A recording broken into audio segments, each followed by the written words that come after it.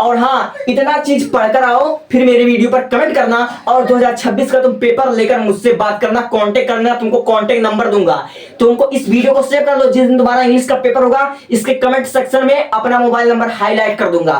कसम पैदा करने वाले की अगर आपने इस वीडियो को अंत तक देख लिया तो मैं आपको गारंटी के साथ दावा कर सकता हूं, मैं आपको ये विश्वास दिला दूंगा, इतना आपके अंदर कॉन्फिडेंस ला दूंगा कि आपका इंग्लिश में 100 में 100 नंबर आएगा। इस बात की मैं गारंटी देता हूं। और जो मैं कह रहा हूं मेरे हर एक स्टेप को बहुत ही ध्यान से सुनना और बहुत ही गौर के साथ सुनना, क्योंकि मैं यहां पर हवाबाजी करने नहीं आया हूं। और तुम लोग भी अच्छे तरीके से जानते हो कि बिना पढ़े पास होने का कोई भी ट्रिक है ही नहीं। यूपी बोर्ड वाले, अगर तुम्हारा एग्जाम बहुत ही नजदीक आ गया और तुम मात्र 5 दिन में अगर इंग्लिश में 100 नंबर स्कोर करना चाहते हो, 100 में 100 नंबर, ये मैं गारंटी के साथ दावा कर सकता हूं, 100 में 100 नंबर आपको मिल जाएगा गारंटी के साथ। बस जो मैं कह रहा हूं, जैसे कह रहा हूं, हर एक स्टेप को आपको फॉलो करना पड़ेगा।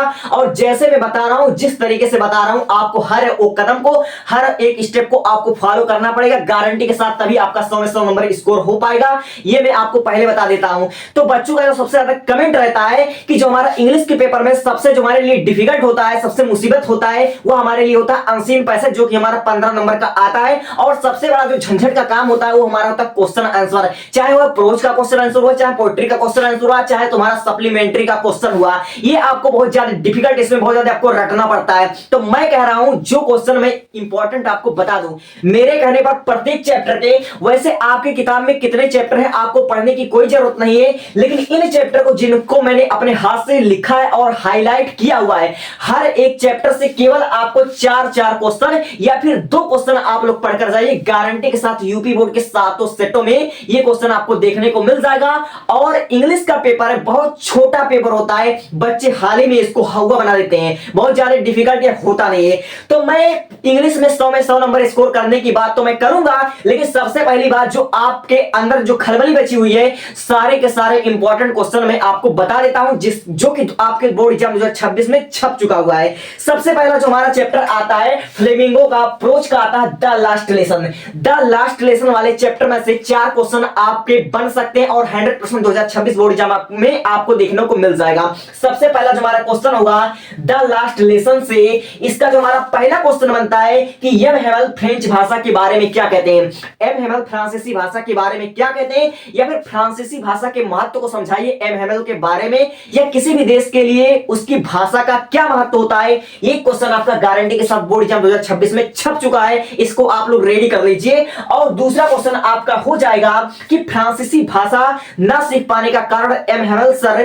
किसको ठहराते हैं, क्या उनके पेरेंट्स को ठहराते हैं, या फिर उनके सोशल को, उनके सामाजिक वातावरण को ठहराते हैं, या फिर उनके समझिए जो लोग गांव में रहते हैं उनको ठहराते हैं। ठीक है। और जो हमारा तीसरा चैप्टर जो बनेगा कि एम हेमल का जो लास्ट डे था, लास्ट डे में उनके बिहेवियर के बारे में, उनके बर्ताव के बारे में, आखिर उन्होंने कौन कौन से एक्शन किए थे। और चौथा क्वेश्चन आपका बनेगा, चौथा क्वेश्चन आपका ये बनेगा कि जो हमारे फ्रेंड्स थे, जो हमारा फ्रेंड्स था, वो उसका हार्ट, उसका दिल एम हेमल के प्रति कैसे चेंज हो गया। सिर्फ 4 क्वेश्चन पढ़कर जाना, 4 क्वेश्चन से एक भी क्वेश्चन आपको ज्यादा दिमाग लगाने की जरूरत नहीं, इस लेसन से 4 क्वेश्चन से ज्यादा तुम्हारा नहीं बनेगा, इस बात की मैं गारंटी लेता हूं। और दूसरा चैप्टर देखो देखिए लॉस्ट स्प्रिंग, जो हमारा लॉस्ट स्प्रिंग है, इसके अंतर्गत आपका 2 स्टोरी जाता है। और मैं कह रहा हूं सिर्फ और सिर्फ आपको 4 क्वेश्चन पढ़ने की जरूरत है, 4 क्वेश्चन से 5 क्वेश्चन ना पढ़ना, गारंटी के साथ तुम्हारा यूपी बोर्ड में छप्पा छपाया मिलेगा। जो मैं कह रहा हूं उसको ध्यान से सुनो।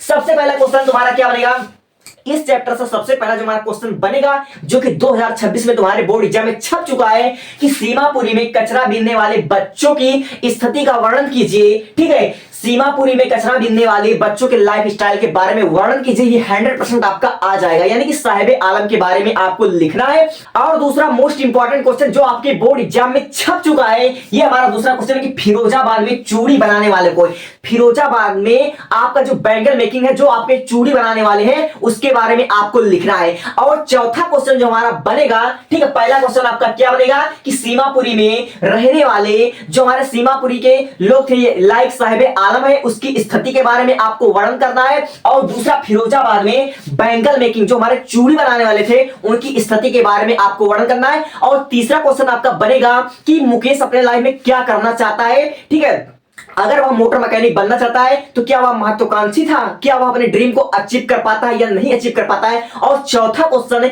ये बनेगा कि आखिर जो हमारे यहाँ पर सीमापुरी के जो बच्चे वह नंगे पांव क्यों घूमते हैं, आखिर उनके पीछे का क्या प्रेडिक्शन है, क्या सिद्धांत है। इस चैप्टर से केवल 4 क्वेश्चन आपका बनेगा, 4 क्वेश्चन से आपके ज्यादा एक भी क्वेश्चन नहीं बनेगा और इससे ज्यादा आपको पढ़ने की कोई जरूरत नहीं है। जो बता रहा हूं पूरे एक्सपीरियंस के साथ बता रहा हूं। अब देखो डीप वाटर, इस वाले चैप्टर से तुम्हारा 100% 3 ही क्वेश्चन आपका बन सकता है। सबसे पहला क्वेश्चन हमारा ये बनेगा कि डगलस ने अपने डर को कैसे खत्म किया। इस चैप्टर से पहला क्वेश्चन लिख कर ले लो, नोट करके लिख लो।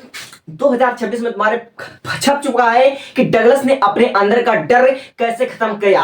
डगलस ने अपने अंदर जो उसके अंदर में पानी का डर बैठ गया था उसको कैसे खत्म किया, अपने दृढ़ निष्ठा पर उसने कैसे विजय प्राप्त किया। और दूसरा क्वेश्चन हमारा बनेगा YMCA पुल के बारे में आपका बनेगा, ठीक है। और जो हमारा इस चैप्टर से तीसरा क्वेश्चन जो बन सकता है वो हमारा ये बन सकता है कि दृढ़ निश्चय पर आप लोग इस चैप्टर के अनुसार, लेखक के अनुसार दृढ़ निश्चितता क्या होती है उस पर टिप्पणी लिखिए।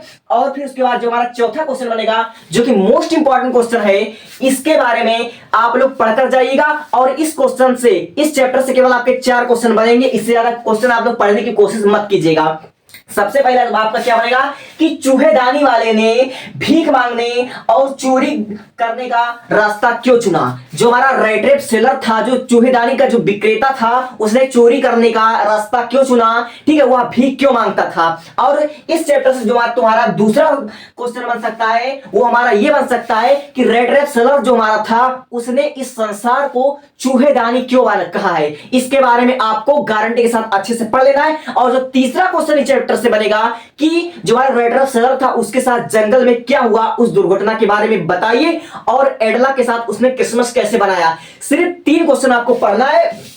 और आइए इंडिगो में भी आपको केवल 3 क्वेश्चन पढ़ना है। 3 क्वेश्चन से ज्यादा आप लोग मत पढ़िए और गारंटी के साथ आपको छपा छपाया मिलेगा। सबसे पहला हमारा क्या है, सबसे पहला है कि गांधी जी ने किसानों की समस्या कैसे हल की। गांधी जी ने चंपारण पहुंचकर किसानों की समस्या का कैसे हल किया।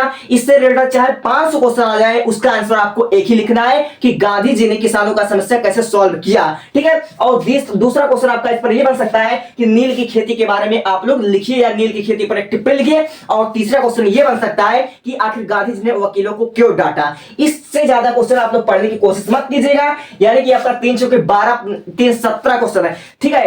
15 या 17 क्वेश्चन हमने आपको बताया है जो कि आपका मोस्ट इंपॉर्टेंट है। इससे ज्यादा आपको पढ़ने की जरूरत है, इससे ज्यादा क्वेश्चन आपको देखने को बोर्ड एग्जाम में नहीं मिलेगा। अब आते हैं नंबर 2 हमारा आर्टिकल, मोस्ट इंपॉर्टेंट आर्टिकल जो आपके बोर्ड एग्जाम में छप चुका है, ठीक है। सबसे पहले हमारा आर्टिकल आएगा, देखो डिजिटल इंडिया 2026 में आपका जो आर्टिकल आएगा वो हमारा होगा डिजिटल इंडिया, ठीक है। और एक आर्टिकल से, एक निबंध से, एक ऐसे से आप लोग 4-5 ऐसे लिखना सीख जाओ। अगर आप लोग डिजिटल इंडिया पढ़कर जाते हो तो इससे रिलेटेड आप लोग साइंस के बारे में लिख सकते हो, इससे रिलेटेड आप लोग कंप्यूटर के बारे में लिख सकते हो, इससे रिलेटेड आप लोग मोबाइल के बारे में भी लिख सकते हो। मोबाइल हो, कंप्यूटर हो या साइंस हो या फिर डिजिटल इंडिया हो, इन चारों आर्टिकल का मतलब एक ही है। चाहे आप लोग साइंस लिखो, चाहे डिजिटल इंडिया लिखो, चाहे कंप्यूटर, चाहे मोबाइल लिखो, ठीक है। और दूसरा जो मोस्ट इंपॉर्टेंट आर्टिकल है वो आपका हो जाएगा नारी सशक्तिकरण, ठीक है। इससे रिलेटेड नारी सशक्तिकरण आपके बोर्ड एग्जाम 2026 में देखने को मिल जाएगा यह आर्टिकल। और इससे रिलेटेड आप लोग 4-5 अगर आर्टिकल और आते तो उसको लिख सकते हो। जैसे आपका डाउरी सिस्टम हो गया, दहेज प्रथा हो गया, या फिर हमारा भारत में महिलाओं की स्थिति हो गया, या फिर भारत में महिलाओं की दुर्दशा। इतने सारे आर्टिकल को आप लोग मिलाकर एक ही बात लिख सकते हो, वो है नारी सशक्तिकरण या फिर डाउरी सिस्टम, दहेज प्रथा, ठीक है। अब आते हैं तीसरे और मोस्ट इंपॉर्टेंट जो हमारा आर्टिकल है वो हमारा एजुकेशन से रिलेटेड 2026 में एजुकेशन से रिलेटेड क्लास 12 में आपको देखने को मिल जाएगा। ये आपका हो सकता है इंडिया में एजुकेशन सिस्टम या तो आएगा, या तो आपका एम्बिशन या फिर आपका गोल, आपका अचीवमेंट आ सकता है एजुकेशन से रिलेटेड। और जो हमारा चौथा है वो हमारा आर्टिकल आ गया प्रॉब्लम से रिलेटेड। जैसे आपका आ सकता है, ठीक है, पॉल्यूशन पे आ सकता है, वाटर पॉल्यूशन आपका आ सकता है, जल प्रदूषण आ सकता है, या फिर आपका वन संरक्षण आ सकता है। तो आपका चाहे जल संरक्षण आए, चाहे वन संरक्षण आए, चाहे जो पॉल्यूशन आए, ये सारे आर्टिकल एक ही होते हैं, आपको उसमें लिख देना है, ठीक है। अब आते हैं जरा पोएम की बात कर लेते हैं। तो पोएम में केवल आपको 3 पोएम पढ़ना है। सबसे पहले आपको पढ़ना है माई मदर एट 66, और दूसरा आपको पढ़ना है कीपिंग क्वाइट, तीसरा आपको पढ़ना है क्या पढ़ना, ए थिंक ऑफ ब्यूटी। इन तीनों की आपको समरी बहुत अच्छे से पढ़ लेने, और इनके पोएट का नाम, इनकी कवित्री का नाम आपको पता होनी चाहिए, और इसका सेंट्रल आइडिया आपको अच्छे तरीके से पता होनी चाहिए। ठीक है, अब आते हैं सेक्शन सी ग्रामर में। ठीक है, ग्रामर की बात कर लेते हैं। तो ग्रामर में आपका वॉइस है, नरेशन है, सिंटेक्स है, ट्रांसफॉर्मेशन है, और क्या है आपका सिंटेक्स है। ठीक है, सिंथेसिस। ये आपका 5 टॉपिक जो कि आपके 2-2 नंबर में आता है, इसको हमने बहुत बेहतरीन ढंग से तैयार कर दिया है, इसको हमने पढ़ा दिया। एक बार आप लोग वीडियो को जरूर चेक कीजिएगा। अब सुनो, जितना मैंने बता दिया इससे बाहर एक भी क्वेश्चन आने की संभावना नहीं है। अब रही बात बच्चों को अनसीन पैसेज या फिर आर्टिकल राइटिंग, मैंने बता दिया, लेकिन बच्चे लोग कहते हैं अब तो मुझे, तुम कह रहे हो कि याद करना, तैयार करने, यानी कि मुझे रटना पड़ेगा क्या? मैंने तुमको कहा रटने के लिए, मैंने तुमको 17 क्वेश्चन बताया, 17 क्वेश्चन रटने के लिए कहा? ऐसा मैंने नहीं कहा। अब सुनो, जिसको इंग्लिश कुछ नहीं आती है, जिसको इंग्लिश पल्ले नहीं पड़ती है, बच्चे डर जाते हैं जिनकी स्पेलिंग गलत हो जा रही है, मैं तुमको एक सजेशन देना चाहता हूं, एक सलाह देना चाहता हूं। बड़े भाई की बात मानोगे? डियर सर को जानते हो ना? डियर सर का स्टडी मतलब डियर सर। ठीक है, तो डियर सर का एक वीडियो है 5 घंटे का, जिसमें आपको 1500 वोकैबुलरी कवर करवाया है। ठीक है, डियर सर जी ने 1500 वोकैबुलरी आपको कवर कराया है, और यहां तक कि वोकैबुलरी नहीं कवर करवाया, उन्होंने आपको आंसर राइटिंग स्किल, देखो सबसे ऊपर मैंने लिखा आंसर राइटिंग स्किल, यानी कि राइटिंग स्किल। किसी भी स्टोरी को, किसी भी आंसर को, किसी भी आर्टिकल को, किसी भी समझिए आपका लेटर हो गया, पत्र हो गया, उसको कैसे लिखा जाता है उसके बारे में डियर सर ने आपको अच्छे से बताया है। उस 5 घंटे की वीडियो है, आपको यहां पर दिख जाएगा। यही वीडियो आप लोग खोज करके पूरा वीडियो देख लेना, और जो जो डियर सर जी ने इसमें बताया उसको अपने कॉपी में लिख लो। तब तुम अगर इस 5 घंटे की वीडियो देखते हो, तुम्हारा वोकैबुलरी आ जाएगा, कंप्लीट हो जाएगा वोकैबुलरी। तुमको वोकैबुलरी तो समझ में आएगा, और इसके साथ तुमको राइटिंग स्किल, आर्टिकल लिखने का, सब कुछ इंग्लिश लिखने का सारा तरीका आ जाएगा, और तुम्हारा एंटोनिम्स, सेंटोनिम्स जो भी तुम्हारा होता है सब कुछ एक ही वीडियो में क्लियर हो जाएगा। इससे ज्यादा और मैं कुछ कह नहीं सकता।